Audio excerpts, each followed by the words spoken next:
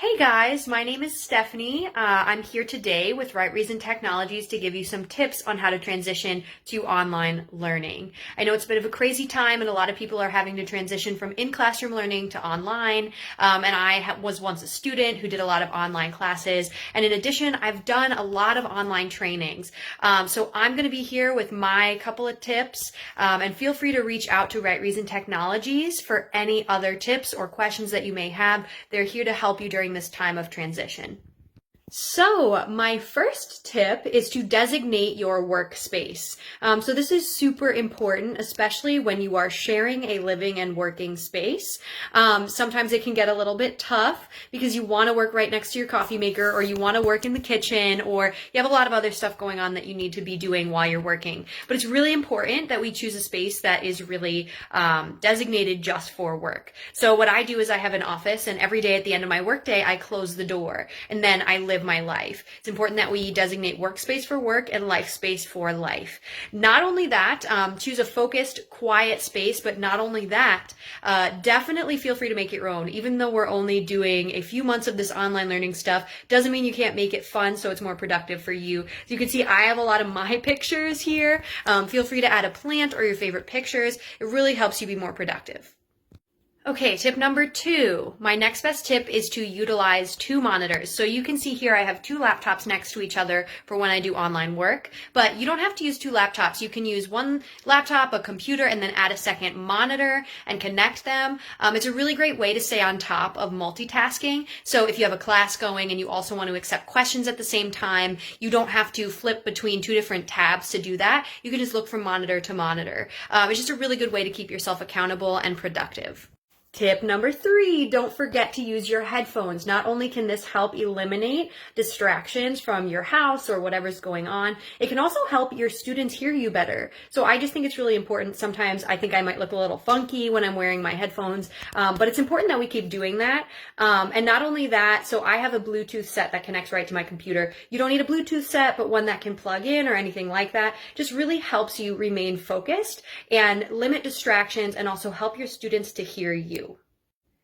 Tip number 4, definitely utilize free resources right now. A lot of companies know that people are transitioning, and things that even were free before would be great to use for this, such as Zoom or Google Hangouts. Your students, although they're home, they really will thrive from seeing other students and from that community.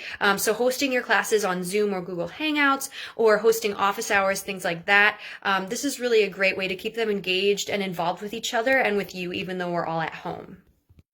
Tip number 5, while you're utilizing these awesome free resources and you're doing online calls, host smaller sessions or office hours to really make sure that students are engaged. Sometimes when you have a 30-person classroom and they're all on the computer, it's easier for them to feel like they don't need to listen or to put up Facebook or something like that on the side.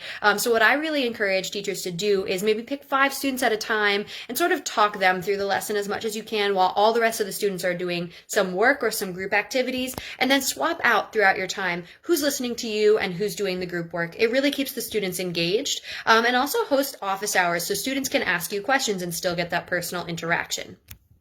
Number 6 and number 8, I'm going to combine them. So something that I really think is important is that we don't reinvent the wheel when we don't have to. So don't reinvent the wheel. Simply, collaborate with other teachers, which is number 8. See what works and what doesn't for them, and see if maybe they have already transitioned successfully. See what works for them and use it for your own classes as well. And then, secondly, you don't have to reinvent the wheel because Right Reason Technologies actually has a really great product called RightPath. This is something that already has curriculum on it. It's already developed. You can just assign the curriculum to your students, grade it. There are people at Right Reason who are willing to help you all the time, every step of the way. So this is a really great resource to use, as well as your other teachers. Stay in communication with them, see what works for them, and really talk it out while you're at home. Numbers 7 and 9, be especially interactive.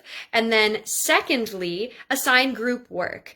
So these both have to do with keeping students really engaged while they're at home. Sometimes it can feel like a break, or when students aren't in school, they just kind of want to slack off or anything like that. I mean, I've been there. I know that feeling. But to keep them engaged, be especially interactive. Ask questions on your calls. Have group assignments where they have to work together, or maybe call each other after the class.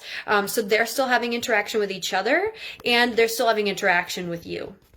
Number 10, record your classes. Students learn at different paces, and sometimes when you're online, it gets a little bit faster paced. So it would be really great if you could record what's going on. And if you use Zoom or anything like that, it automatically has a record setting that you can record your lessons and then send them out afterwards. This is a great way to let students, at their own pace learn stuff, and in addition have that so they can compare it with their notes later. And then lastly, 10.5, breathe.